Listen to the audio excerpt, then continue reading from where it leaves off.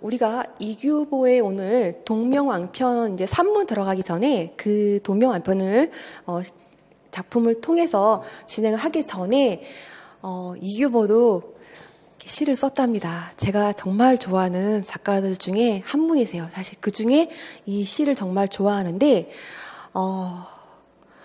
며칠 전에 뉴스를 보고 나서 아직도 우리 20대의 우리 청년들이 그 경찰차에 연행돼가는 걸 보면서 상당히 많이 마음이 되게 아팠고 되게 숙연했어요. 일본의 그 수출 규제로 인하여 지금 불매운동도 하고 있고 여러 가지 그런 사건이 터지고 있는데, 대사관에 이제 그래갖고 잡혀갔는데, 물론 시대가 이제는 민주주의가 그래도 어느 정도 정착된 시기고, 우리가, 스마트폰을 쓰고 있는 시대라서 그렇게 크게 연행돼가는 그 모습에 많이 아픔을 보다는 숙연해진 쪽으로 많이 가고 있었는데, 좀 말하고 싶더라고요. 일본 사람들한테 우리가 오늘 하는 작품들을 보면은, 물론 앞서 본 작품에서도 우리 박인노의 선상탕에서도 어떻게 했어요? 그 일본 사람들한테 다 잡아서 어떻게 하겠어? 토벌하겠어? 그렇게 하지 않았단 말이에요. 평화로 너희들을 다스릴 거야. 그렇게 마무리를 했단 말이에요. 그렇게 우리는 거기에서도 계속 외적에 의해서 계속 고난을 받는 거에 때문에 박인노라는 그분이 왜 헌원 씨를 원망하고 진시황을 원망하고 했어요. 거꾸로 본다면 도대체 우리는 아까 박인노의 임진왜란 30년 전에 태어났다고 말씀드렸죠.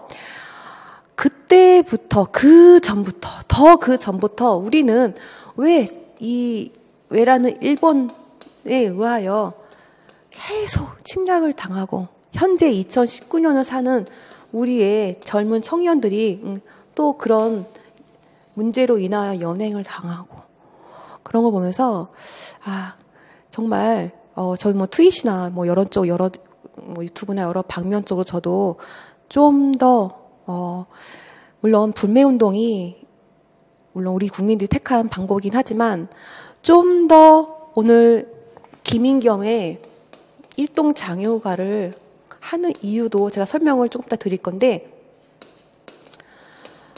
대통령도 올해 휴가는 국내에서 보냈으면 좋겠다라고 말씀을 하셨는데, 그런 임시 방편에 물론 중요한 선택이긴 하지만 이렇게 몇백 년을 지나서까지도 우리가 이렇게 일본에 의하여 계속 이렇게 힘든 상황을 겪어야 되는지에 대해서 생각해 보다가 좀 유튜브로서 선택한 작품을 먼저 일동장융화를 하기 전에 이규보의 영정중어를 택한 이유는, 너무나 사실 일본은 좀 이따가 일동장융화를 통해서도 알 수 있겠지만 너무나 발달되어 있고 어느 정도까지 좀 고도의 상황에 이른 거를 우린 인정해요.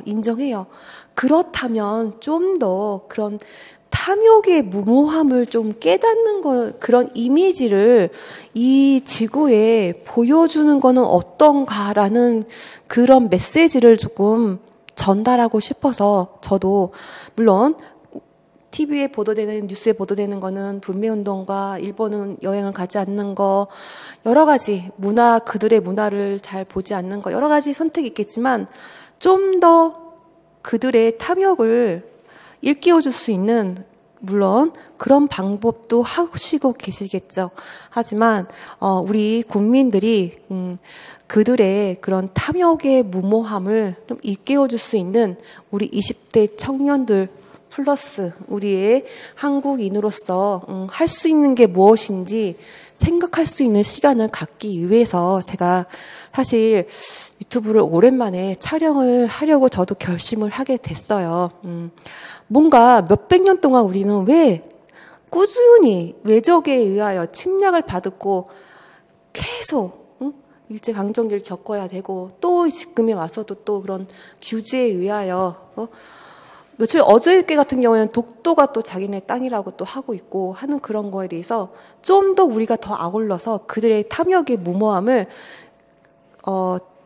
깨칠 수 있는 그런 우리 국민이 되겠으면 하는 소망으로 제가 이 작품을 시작을 하고 있는데, 영정중월이에요. 물론 산에 사는 스님이 여기서는 이제 다시 작품으로 들어올게요. 달빛이 너무 아름다워서 그 달빛을 병에다가 물에 담고 병을 담았. 그러니까 병 속에 물을 담에 그 달까지 담는다고 생각하고 담으신 거겠죠. 그래서 집에 와서 절에 와서 보니까 병을 이렇게 딱 따르는 게 물을 따르면서 달도 없어지는 거잖아요. 그렇게 이 불교의 진리인 색즉시공 공즉시색이라는 달을 통해서 그 깨달음을 주는 건데, 우리의 한국 국민들이 일본에게 1차적인 행동 플러스 뭔가 깨달음을 줄 수 있는 방법을 이제 모색해야 되는 시대가 아닌가. 반도체서부터 의료서부터 뭐 여러 가지 뭐 문화서부터, 물론 우리 K-팝도 세계에서 인정하고 있지만 그 외에 여러 가지를 좀 생각해야 될 시기가 왔어요. 이제 더 이상 이렇게 일본에 대한 이 탐욕 때문에 우리가 겪어야 되는 수모를 벗어나야 되지 않는가라는 책임감으로 이 시를 시작하는 건데, 그들이 그렇게 탐욕을 부려서 얻을 수 있는 게 무엇인지를 전달하는 메시지를 저도 트윗이나 뭐 유튜브나 여러 데서, 물론 일본어로 하고 있고 영어로 하고 있지만 올리고 있는데, 그런 메시지를 전달할 수 있는 방법을 선택하실 수 있다면, 우리 선생님들도 시간이 되신다면, 선생님이 또 돼서도 학생들한테도 그런 메시지를 드릴 수 있는 선생님이 되기를 바라면서 제가 이규보의 영정중어를 갖고 왔고, 김인겸의 일동장유가를 할 거예요. 이거는 제가 어떤 걸, 왜 이 작품을 시작하냐, 대통령이 올 휴가는 국내에서 보냈으면 합니다라고 말씀을 하셨어요. 그런데 이때 일동장유가는 물론 일본을 이제 통신사로 가게 되는 건데, 임난 때 당연히 국교가 어떻게 됐어요? 단절됐었겠죠. 그런데 세종 때 통신사가 파견된 후 임진왜란으로 조선과 일본의 국교가 단절되었겠죠. 그랬다가 영조 때 여기 잠깐 내려올게요. 김인겸이 참여한 개미통신사, 이제 개미년이니까 개미통신사가 되겠죠. 일본에 우리가 너무나 잘 알고 있는 도쿠카 이에시게가 1760년에 아들인 도쿠카 이에하루에게 관백의 자리를 물려주고 죽게 되자 도쿠카 이에하루가 막부 쇼군의 지위까지 계승하면서 그의 세력을 널리 알리기 위해서 조선에 통신사 파견을 청한 거를 영조가 받아들였어요. 그러니까 다시 조약을 맺고 통신사 파견하게 된 게 1760년, 물론 63년으로 이제 가는 건데, 그때 다시 이루어진 거예요. 이렇게, 임난, 1592, 때에 벌어진 임난을 통해서, 국교가 단절됐다가 다시, 이렇게 63년도에, 통신사로 일본을 가게 되는 배경이란 말이에요. 그렇게, 1763이에요. 얼핏 지금 200년 조금 안 돼, 150년 정도 되는 단절 기간이 있었단 말이에요. 그래서 이 장대한 규모로 조엄, 통신사의 제일 상급자죠. 조엄이란 분과 부사, 2인배 외 477명이라는 장대한 규모죠. 사실 477명이면 그 규모로 꾸려져 가지고 일본을 가시는 거예요. 그런데 이 작가인 김인겸은 삼방 서기예요. 서기는 알죠? 우리가 쓰는 일을 하는 거면 그 여행의 기록에 대해서 쓰는 역할을 한단 말이에요. 그래서 기록을 하는데, 제가 이 작품을 일본을 굳이 방문하지 마시라는 대통령의 말을 불구하고 이걸 왜 작품을 하냐면, 맨 마지막에 있는 이 김인겸 작가가 남긴 메시지를 제가 유튜브를 통해서 말씀드리고 싶어가지고 작품을 선택을 했어요. 맨 마지막 잠깐 다시 언급을 할 거고, 사행가사가 무엇일까라는 것도 오늘 언급을 할 건데, 연도를 볼게요. 1763년이고요. 64년까지 거의 1년, 거의 11개월간 동안 대마도부터 오사카, 에도에 이르기까지 긴 여정이 이루어지는 거예요. 477명이라는 우리 조옴이라는 통신사 제일 높은 분과 함께 김인경이 기록을 하시는 분으로 김인경 작품인 일동장유가를 보는 건데, 방금 봤던 사행가사가 그럼 무엇일까? 형식상 사행가사의 대표적인 작품이 이 작품이에요. 이 작품. 그러니까 사행가사 하면은 일동장유가를 떠올려야 되고, 일동장유가 떠오른다면 연행가가 떠올라야 돼요. 그거는 홍순학의 작품인데, 그는 중국 청나라를 갔다 온 기록을 한 작품이죠. 그럼 사행가사는 무엇일까? 기행가사의 한 갈래예요. 그런데 국가나 임금으로부터 부여받은 공식적인 외교 임무를 방금 봤던 것처럼 영조에 허락을 해가지고 갔던 그런 사신들이 기록한 가사가 사행가사예요. 사행가사라는 뜻도 정확히 아셔야 되고, 공적으로 가는 거죠. 공적으로 임금의 명에 의하여. 그렇지만 거기에도 마찬가지로 기행가사의 일부니까 개인적 보고의 성격이 강하고, 거기에 주관적인 느낌, 객관적인 사실 위주로 많이 이루어지지만 어디에 주관적인 느낌이 개입되는지, 그거를 또 우리 시험에 답이겠죠.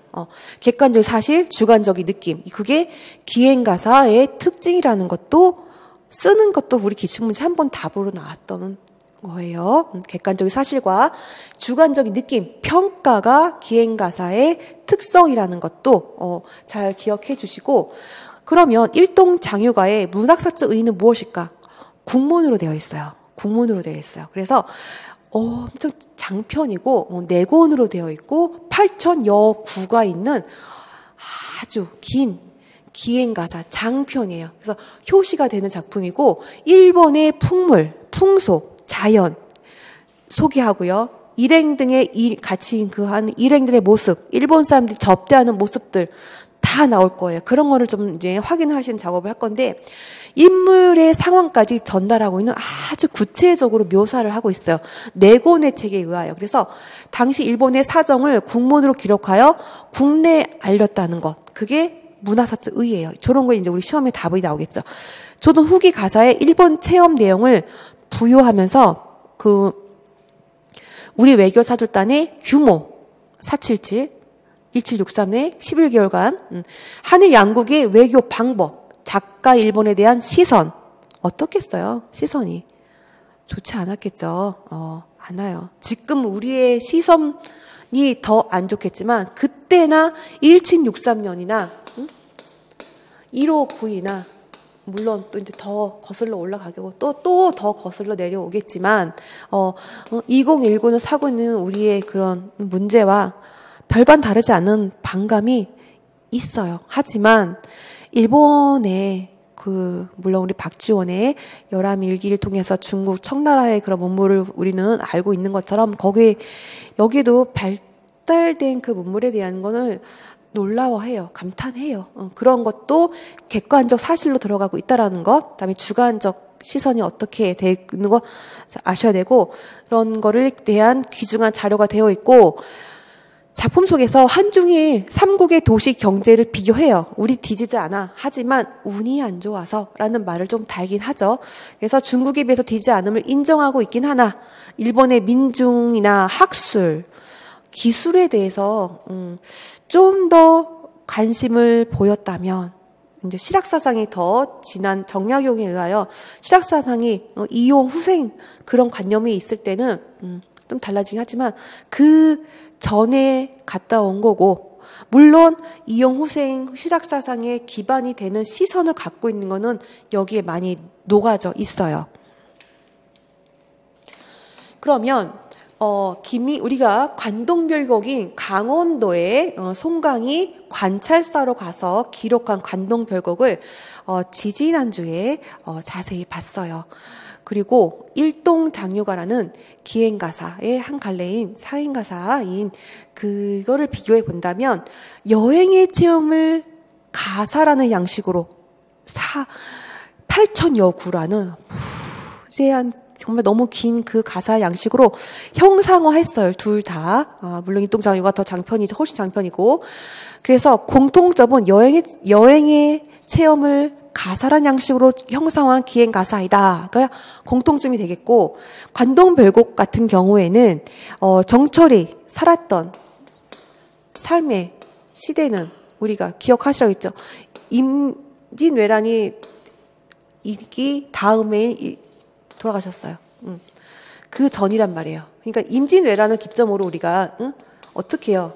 조선 전후기를 나누는데 전에 사셨던 분이란 말이에요. 그러니까 전기면 대체로 우리의 사상이 조선 그 선조인들 사상이 주자학적이란 말이에요. 그렇기 때문에 작품에 녹아져 있는 그 사상도 그 안에서 이루어지지만 일동장유가는 임난 후 국교 단절됐다가 150년 후에 다시 조약을 맺고 영조 때 간 조선 후기 작품이란 말이에요. 그렇기 때문에 대상을 자체로 말해요. 어떤 이념에 쌓이지 않고 자체로 보고 그 관심을 서술해 가요. 이게 이제 또 우리 시험의 답이 되겠죠.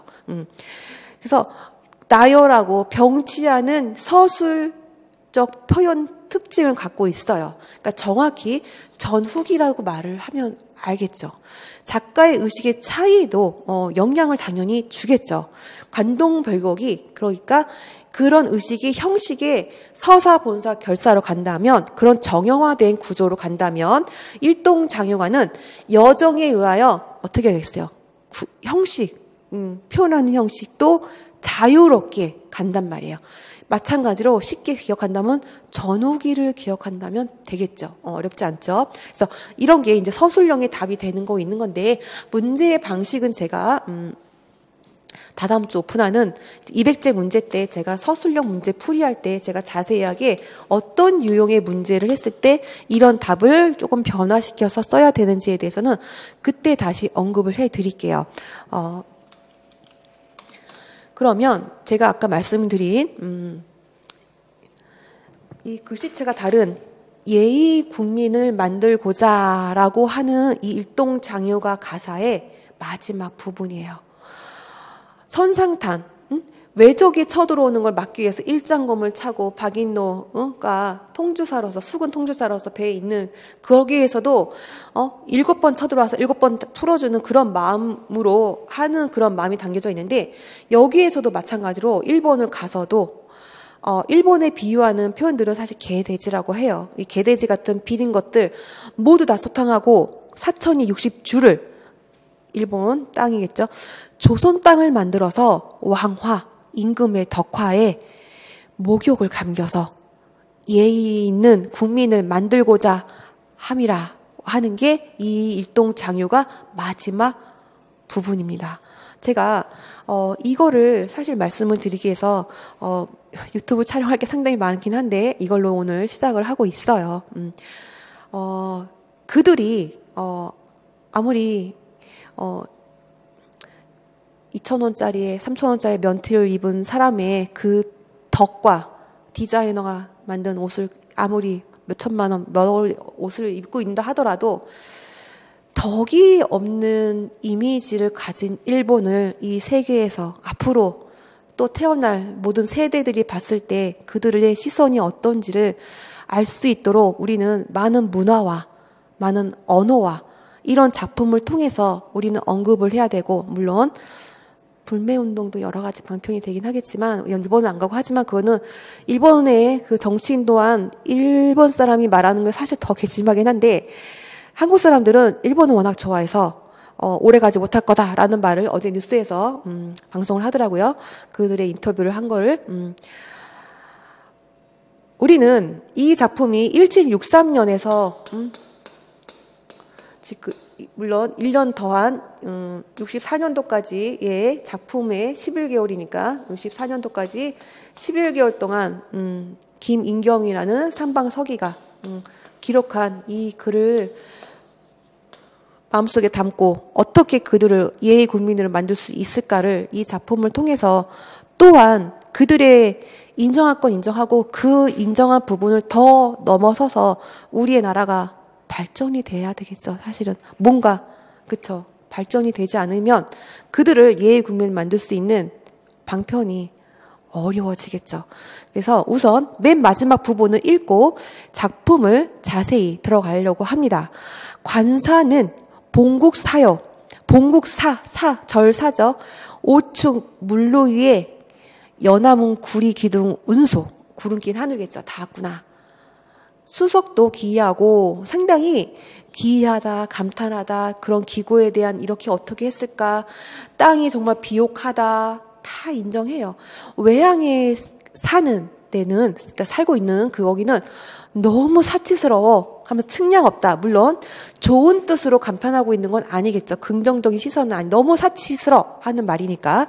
산새 농장하고 수새도 감싸 안고 있고 옥야 천리, 너무 땅이 비옥해. 들판도 너무 잘 되어 있어. 많은 국민들이 너무 편하게 살아 하는 거 다 여기서 인정합니다. 물론 지금의 일본도 인정할 건 인정해야 되겠죠. 우리도 거길 넘어서야 되기 때문에 넘어서려면 인정해야 돼요. 그렇죠? 넘어서서 우리가 방어할 수 있고 그들을 예의 국민을 만들 수 있는 우리의 뭔가 우리의 그런 방편을 떠올리기 위해서 알 건 정확히 알아야 되겠죠. 그런데 이분도 그래서 그 마음이 어떠냐면 안타까워요. 안타깝고 애달퍼요. 이렇게 좋은 곳을 일본인들이 일본이 표현한 게 개돼지라고 한 게 일본이에요.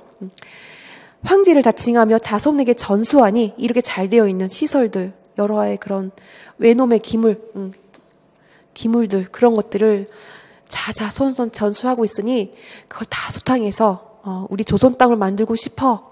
그들을 예국민으로 만들고 싶어. 라고 끝나는 작품이었습니다. 나머지는 우리가 그 한글 자료를 드렸던 자료를 통해서 하나하나 자세히 보는 일동장유가를 보고 일단 전체적으로 구성을 좀 볼게요. 나머지는 자세하게 우리 한글 자료를 통해서 볼 거고 전체적인 구성을 본다면 노정이 아까 영조 때라고 말씀을 드렸죠. 8월달 더운 달 출발을 해요. 서울을 출발해요. 그러니까는 일동장유가가 만약 시험에 나온다면 어느 부분이 나올지 모르지만 많은 학생들이 혼란스러워요. 일동장유가의 전체적인 구성을 모르고 항상 교과서에 실린 부분만 알고 있다가 혼란을 겪죠. 갑자기 일본 지역이 나오고 우리나라 지역이 나오고 조선 지역이 나오고 하니까 이 문맥을 정확히 이해하기가 어려운데 그래서 전체 구성을 좀 아셔야 돼요. 부산항을 출발을 해요. 부산항을 출발해서 대마도를 거쳐서 일본 본토를 가로질러서 오사카에 도착하고 에도, 목적지가 에도예요. 동경, 에도에 도착하죠. 그래서 돌아오는 길도 이렇게 같아요. 거꾸로. 그래서 에도를 떠난 것이 3월 11일 해가지고 부산에 도착한 게 6월이고 임금한테 다녀왔습니다라고 말씀을 하는 것까지 해서 11개월 장거리 여행이죠. 11개월. 그래서 떠날 때 어린 소녀들은 다른 나라 가니까 좋겠다 막 그러는데 많은 분들은 이별을 하는 거 물론 우리가 막 어학연수 거의 어학연수 가는 그런 개월수잖아요. 많은 분들이 막 이별하는 거에 막 슬퍼하는 그런 장면들이 시작이 돼요. 그래서 4권으로 구성이 되어 있고요. 일본에서 친선 사절을 청하여 갖고 우리가 수락을 한 거였죠. 그래서 수록하거나 8월 3일 철 출발해서 우리나라만 거쳐서 가는 방향이 이렇게 돼요. 용인서부터 충주, 문경, 예천, 안동, 영천, 경주, 울산, 동래를 거쳐서 부산에서 이제 배를 타시고 가시겠죠. 그래서 부산에서 배 타가지고 배에서 막 힘들게 막 멀미하고 막 배에 싸납게 막 파도 치는 거에 막 힘들어하는 모습들도 다 자세하게 묘사가 되어 있고 대마도, 일기도, 축천주, 남도를 거쳐서 적강관에서 머물면서 적강관의 명절 이야기가 이어지고 오사카, 교토, 거쳐서 애도에 들어가는 사행의 임무를 마치는 게 3권에 들어가 있어요. 그래서 3월 11일 날 다시 애도를 떠난다고 했죠. 그래서 기로에 올라가지고 6월 22일 부산에 도착한 다음에 7월 8일 영접기에 잘 다녀왔습니다. 라고까지 말하는 11개월간의 4권으로 된 게 전체 구성이에요. 그런데 대체로 우리 교과서는 떠날 때, 이별의 아픔 말하고 배에서 배멀미하는 그런 모습들, 그 다음에, 일본에 도착했을 때, 일본의 그런, 과학적으로 발달된 물수기라는 그런 것도 그런 거 부분이 있기 때문에, 이게 문맥을 기억할 때 상당히 어려워요. 부분만 기억한다면, 전반적인 한다면, 어느 지문이 나오더라도 이제 이해할 수가 있겠죠. 마찬가지로 우리가 현대 작품을 할 때도 늘 뼈대가 같았어요. 우리 당의 시상 전개할 때도 당나라의 시상 전개 작품 하면서도 현대 작품의 우리의 현대 작품의 1920년도서부터 우리의 개인적 주관적 감정이 얼마나 녹아져 있는지 하는 그런 걸 들어간 것처럼 당 시상 전개와 비슷한 거를 제가 다시 그 전에 한번 대비시켜가면서 말씀을 드렸는데, 가사가 장편이 돼. 가사는 한 시가 읊조리는 건데 우리의 시는 노래를 할 수 있었고, 그 노래할 수 있는 시에 더 많은 이야기를 담기 위해서 가사가 된 건데, 그 가사가 또 8천여 권, 아까 본 것처럼 4권의 책을 통해서 나올 수밖에 없는 이유가 뭘까요? 그게 김인경의 일동장유가는 조선 후기 작품이라고 했어요. 관동별곡이 전기고, 산문정신이에요. 산문정신. 시의 산문정신에 대해서는 제가 현대문학하면서 너무나 많이 언급을 했기 때문에 간략하게 다시 한번 그냥 말을 한 건데, 산문화, 시가 산문화 된다는 거는 형식적으로 거기에 담을 수 없는 한계도 있지만, 그 시의 산문은 뭐예요? 갈등이에요. 서사가 있는 거예요.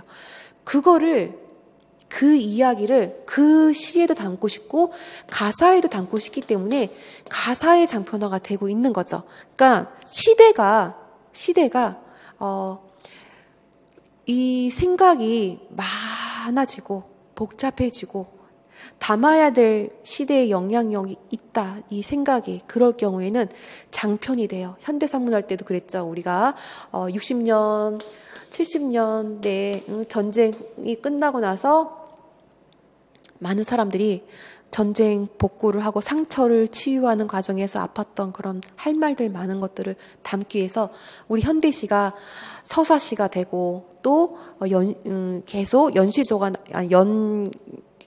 연달아 계속 나오는 시가 되는 그런 식의 나오는 것들도 많고 하는데, 여기도 마찬가지로 가사가 장편화가 되는 거는 후기에 시락 정신의 영향도 있고요. 산문 정신에 있고, 많은 견문, 생각들, 작자층이 확대되고 사물에 대해서 관심이 많아지는 거예요.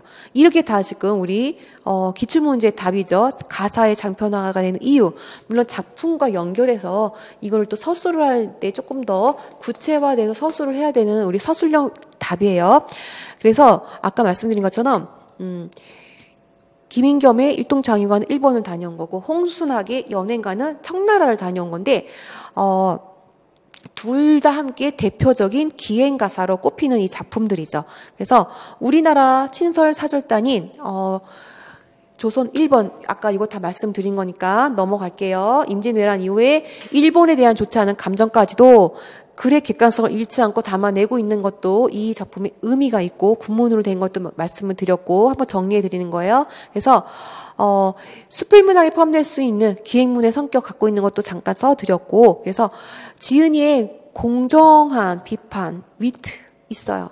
해학도 있고, 정확한 노정, 일시 보고, 자연환경 묘사, 여행 중의 생활 같은 거를 그런 개인적인 판단을 통해 삽입했기 때문에 수필문학에도 포함할 수 있는 게 아닌가라는 언급도 하고 있다라는 거 중요하지 않지만, 중요한 건 제가 밑줄 친 이 부분이겠죠. 가사의 장편화가 되는 이유는 저기서 작품에 따라서 다양하게 우리 서술형 답을 쓰셔야 된다라는 거. 전체 구성이 시간에 따라서 아까 1764년 8월부터 해가지고 돌아오는 연도수까지 11개월의 날짜별로 해가지고 정확히 이렇게 해서 정리를 한번 한 거, 방금 본 것처럼 이런 수소 끝에 여기 지나서 적관에 머물렀다가 여기 지나가지고 6월 22일, 7월 8일, 8월 3일에 출발해서 7월 8일에 영적계 복용명 하는 것까지 제가 좀 화면을 크게 해서 한번 다시 반복으로 드리고 있는 거예요. 네, 그래서 일동장요가가 8천여 구에 이렇게 4권의 책으로 되어 있구나. 다시 한번 하시면서 제2편의 창의시를 할 건데 이것도 한자를 알면은 사실 어려운 건 아닌데 창의시 하니까 어떤 걸까? 제가 일동장요가에 대한 자세한 거는 우리 본강에서 설명을 다시 한번 드릴 거고 제2편의 창의시가 이것도 일본과 연결되어 있는 거예요. 이 세 번째 행에서 본 난적이 누구겠어요? 일본이겠죠. 이 체이현이란 분은 그러면 언제 사셨던 분일까 볼게요. 1833년도에 좀 전에 1763년에 국교 다시 조약을 맺어가지고 했는데 1833년에 1906년까지 고종 때 문신이고 학자고 이 분이 창의 국난을 당하여 의병을 일으키는 것이 창의예요. 그러니까 국난을 당하여 의병을 일으키는 시, 창의시란 말이에요. 그래서 지금 우리 시대적으로 사실 이 의미도 있어서 제가 한 번에 같이 정리해 드리려고 아까 일동장요가 하면서 그 앞서서 이규보의 시도하면서 창의시는 의병시를 가리키는 거로 항일 의병이 일어나자 의병의 체험을 담은 여러 갈래 의병 문학이 나타나죠. 그 중에서 한시가 큰 비중을 차지하는데 그 중에 하나가 이 최익현의 창의시예요. 의병장의 한시는 한문학의 고시적인 표현의 인습을 버리고 역사적 삶의 경험, 투쟁의식, 의병시니까 최익현의 창의시가 그런 거였구나. 대부분 창의시 하면은 되게 뭔지 처음 모르면 감잡기가 어려운데 이런 특징을 가지고 있는 거예요. 그래서 선비 정신도 있고 의병을 일으켜야 한다라는 그 취지가 정확히 들어있는 초야에 묻혀 산 늙은이지만 충성을 잊지 않겠어 하면서 외적을 물리치는 일에 나서겠어라는 강렬한 의지를 갖고 있는 최익현의 창의시를 제가 시대에 맞춰서 한번 보고 다시 올라가서 내용을 볼게요. 내용을 보고 다시 한자를 잠깐 볼 건데 백발로 아까 노이라고 했죠. 밭이랑에서 분발하는 것은 내가 지금 밭에서 일을 하고 있지만 내 마음은 초야에 있어도 어떻게 해요? 나라를 위해서 언제든지 나라를 위해서 할 수 있어. 난적은 누구나 쳐야 해.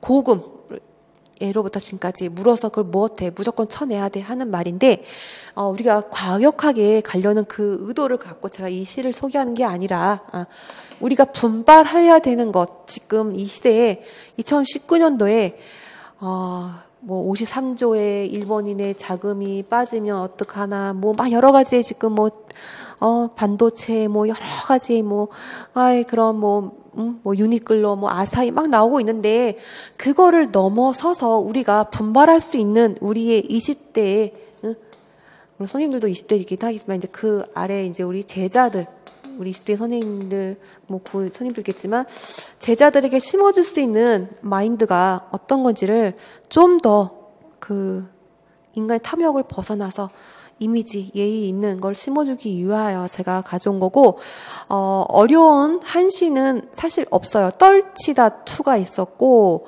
밭도랑 견이 있었고, 이랑묘가 있는데, 제가 이렇게 시를 하면서 한자를 이렇게 가져온 건 몇 번 안 되는데, 아주 자주 나오는 한자라서 혹시라도, 한번, 리마인드 시켜드리기 위해서. 그래서 창의가 국난을 당한 의병을 일으킨다. 반복이죠. 여기서 말하는 호수는 흰머리, 노인, 백수, 흰머리고 백수, 노인을 말하는 거고, 겸묘는 이랑, 그리고 초야를 상징하고 민간 또는 초야를 상징하고 있다라는 거, 우리가 초야는 시골, 난적, 아까 말씀드린 외적이라는 거, 개토, 모두 나서서 토벌해야 된다 하면서 백발로 분발하는 것은 나이가 들어 벼슬을 그만두고 초야에 묻혀 사는 나라도 농사일에 더 힘을 써서 쏟는 이유는 초야의 충심을 바라면서 몸은 초야에 있지만 마음은 나라를 위해서 있다라는 것. 그래서 고금을 물어서 무엇해? 다 토벌해야 돼 라는 투쟁 의식이 응축된 시어가 고금을 물어서 무엇하리? 라고 끝나는 최익현의 시를 봤어요. 다음 시간에 이어서 일동장요가의 하나하나 구절과 자세하게 들어가겠습니다. 우리 유튜브 촬영은 다른 작품으로 다시 한번 촬영을 다음 주에 이어서 진행을 할게요. 고생이 많으셨습니다.